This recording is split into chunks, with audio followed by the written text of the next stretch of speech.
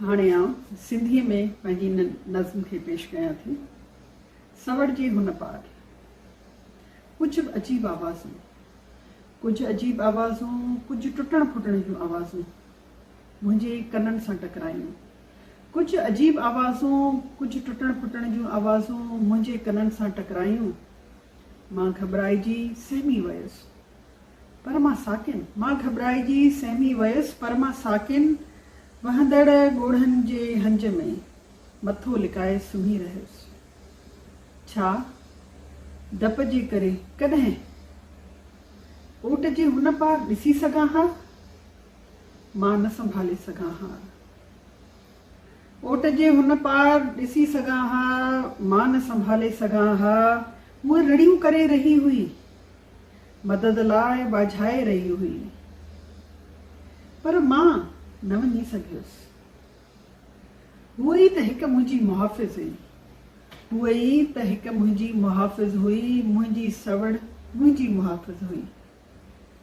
हूअ ई त मुंहिंजे ऐं हुन जे आड़े अची रही हुई, हूअ ई त मुंहिंजे ऐं हुन जे आड़े अची रही हुई, पर मुंहिंजी सोच हुन जे हुन पार हुई, पर मुंहिंजी सोच हुन जे हुन पार हुई। हुन सां गॾोगॾु मां बि त सुॾकी रहियो हुयुसि, हुन सां गॾोगॾु मां बि त सुॾकी रहियो हुयुसि, मां बि त पाण सां विढ़ी रहियो हुयुसि, ऐं हू हुन सां विढ़ी रहियो हो।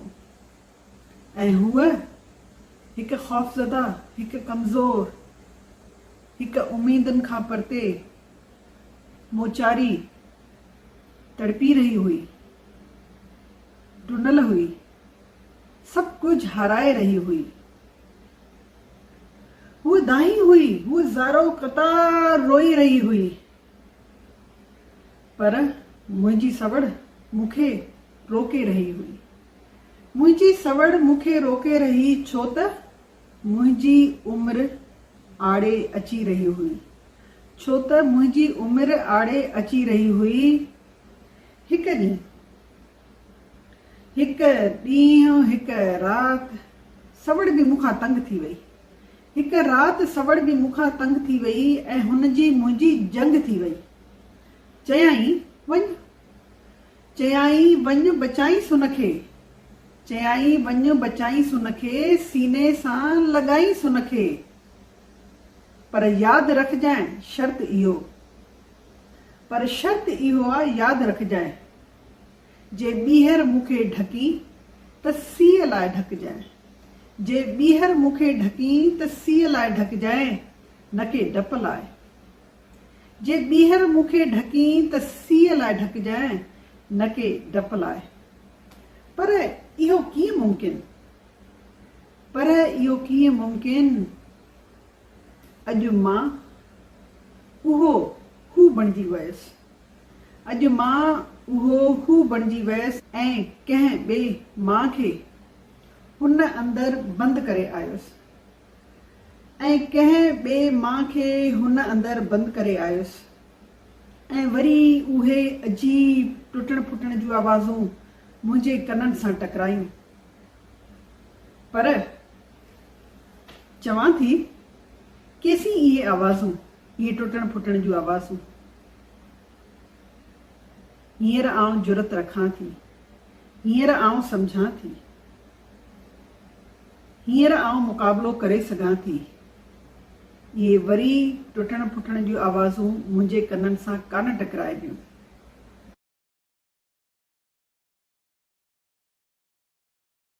अभी मैं अपनी नज़्म उर्दू में पेश करती हूँ।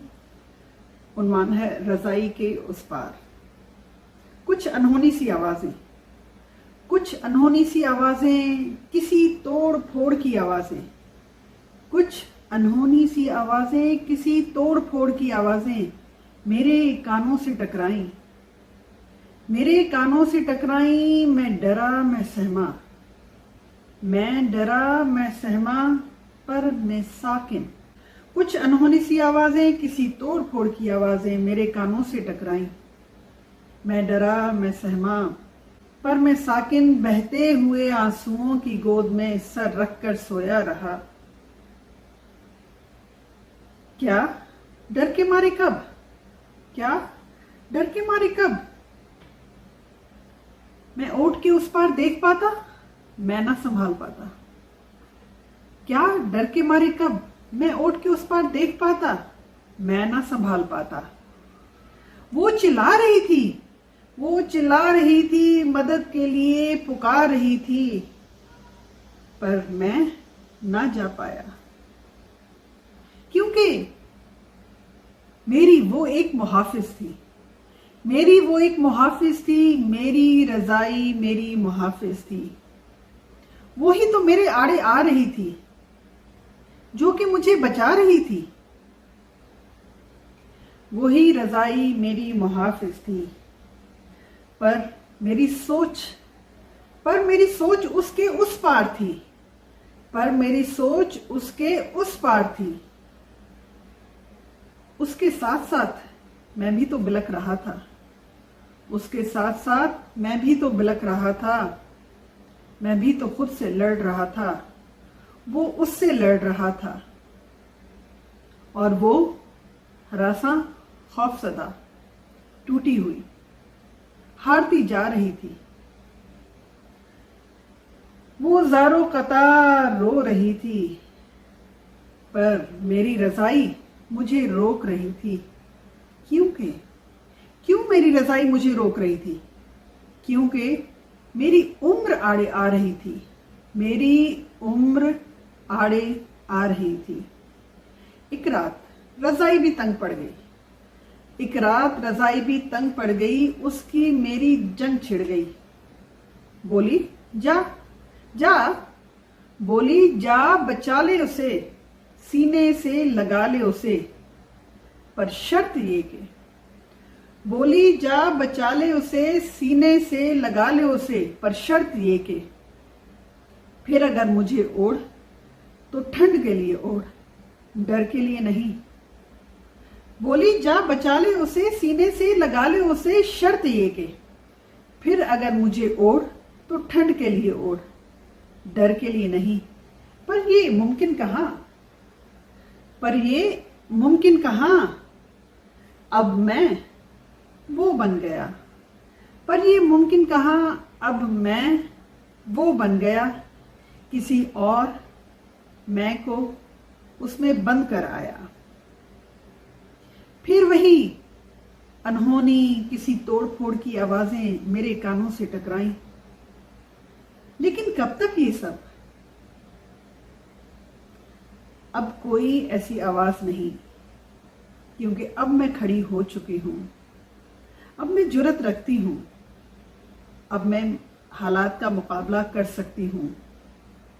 अब ये आवाजें और नहीं टकराएंगी मेरे कानों से। Thank you so much. जय झूलेलाल।